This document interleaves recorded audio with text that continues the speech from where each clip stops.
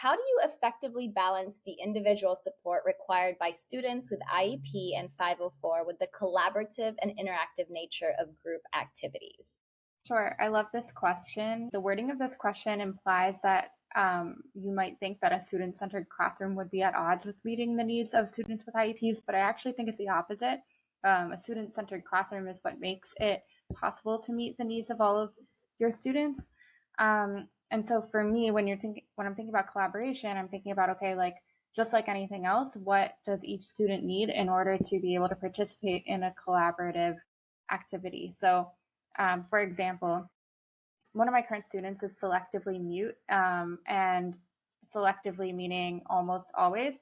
So he does not speak at all at school. I have never heard his voice. And one of the collaborative protocols that I have and student-centered protocols I have in my classroom and ELA class is that every day we have what's called a teacherless talk, where students have to have a conversation with no adults involved. And so obviously this presents a challenge for a student who does not talk. And so what I do to support him is I have created certain material supports where he can point to what he's thinking and what he's feeling as his way of communicating. And the other students have practiced how to include him in the conversation. And so, before they're about to start the teacherless talk, I role play with them and I say, okay, how are you going to include Jacob in this conversation?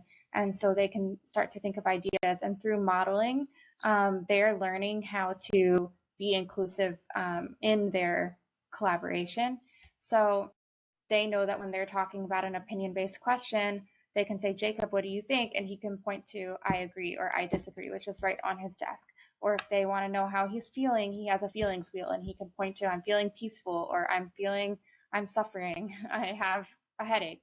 And through practice, because it's student-centered, they can do that even if I am sworn to silence for 5 minutes during the duration of a teacherless talk. So with that example in mind, to me, it's just a question of thinking, okay, like what is the gap for this student and what can I give them, ideally materially, so that I can walk away and they can use it independently so that they can be involved in whatever the collaborative activity is.